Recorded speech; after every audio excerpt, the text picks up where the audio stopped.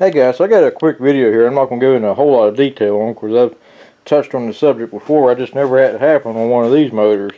That's why I thought it'd be a little bit of an interesting video. This is a Briggs 14 horsepower opposed twin IC. I think it's a model 30, I think what these are. It started smoking real bad the other day when I started moving it. I said, well, that ain't right, because it acted like it flooded and I couldn't get it to start. And pulled the spark plugs out and they were soaked in gas and oil, so I knew something wasn't right. But anyway, long story short, I'm guessing either the float developed a leak and it dropped and flooded the motor, or the needle valve ain't sealing or something. But it's the crankcase is plumb full of gas and oil now. So you see it's way up on that dipstick there. So I'm going to have to pull the carburetor off and rebuild it. I ordered a new float for it too. But I've had nothing but problems out of this carburetor. It's a 3-bolt one.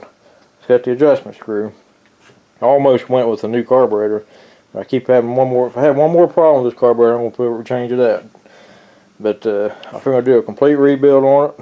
Rebuild everything from the fuel pump to the needle valve. Just everything. But anyway, I'm going to start it up real quick. Now, if you haven't want to do this, don't run it very long. And see, I just had it run just a little bit just to pull it back in here, and you see it shot oil all over out of the exhaust here. So don't run one of these longer than you have to, and don't mow with it, because if you got gas in your oil, and gas is not a very good lubricant, so it's going to cause, you know, bearing scores or a cylinder score or something. If you ran it too long, you're going to destroy it. Let me start up, just run it for a second to show you what it's doing.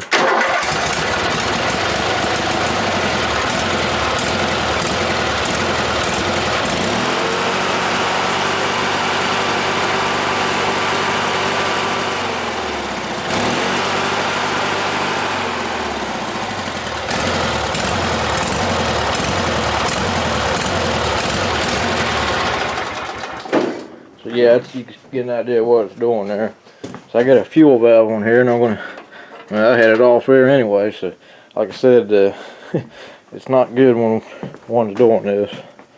I smoked up the whole garage. Probably won't go into too much detail on removing the carburetor. We might look at the linkages. I got other videos on that, but I just mainly want to concentrate on the actual problem in this video to speed things up. Alright, so I'm gonna get the oil started draining here. That way, make sure I get all the gas out of the crankcase. Yeah. It's cold too. Look at that.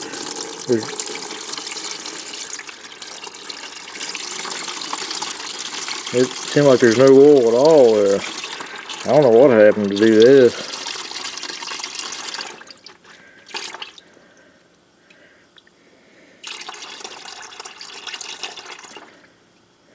That's a lot of gas. Well, at least the crankcase is getting cleaned out good. Alright, so I got the carburetor off, and I decided not to take the hood off and try to do it the fast way. And I don't hear no gas sloshing around in here.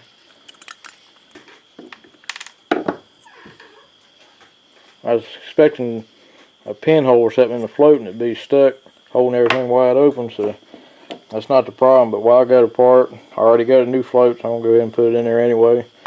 Just completely rebuild it. Now, I already got a video on how to rebuild this type of carburetor, so I'm just going to skip it for right now on here.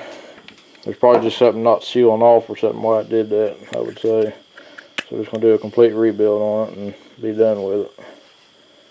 The last time I think we just changed out the fuel pump part on it. So this time I'm going to change everything.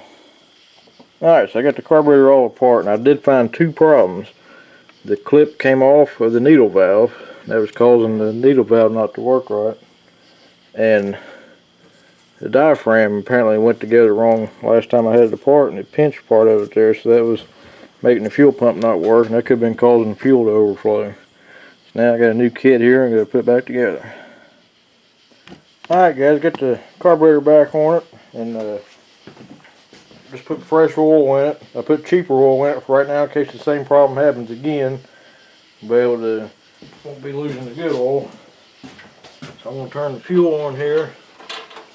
got a full tank, so it's going to gravity feed some. So hopefully if it happens again, I can catch it here in a minute. So I want to watch this for a minute, and we'll try to start it and see what it does. Alright, so it's about 2 minutes later, and there's still no signs of gas seeping anywhere. I did forget to hook the choke up, and I just did that. And I'm going to give it a shot of carburetor cleaner here to help keep it from cranking so much. See what happens. It's going to smoke anyway, because there's still, the muffler's going to be full of oil. So let's see what happens. I'm not going to choke it.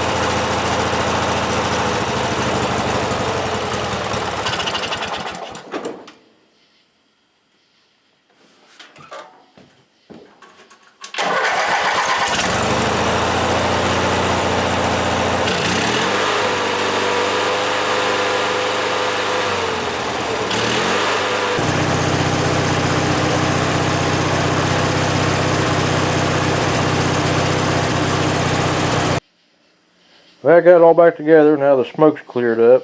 I'll start real quick just to show you.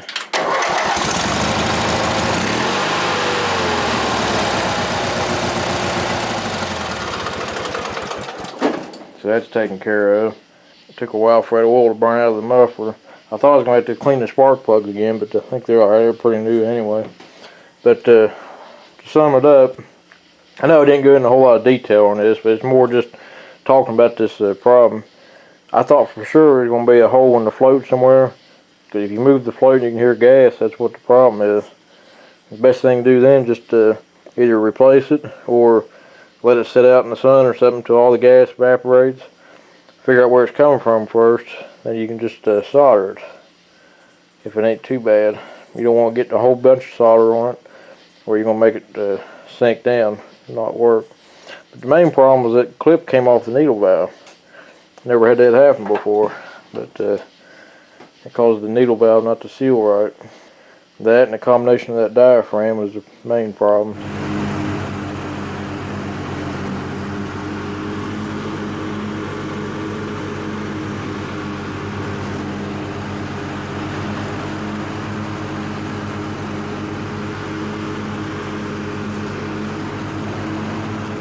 Well, guys, if you got any questions or comments, feel free to leave a comment below and I'll get back to you as soon as I can. So, thanks for watching. I'll catch you on the next one.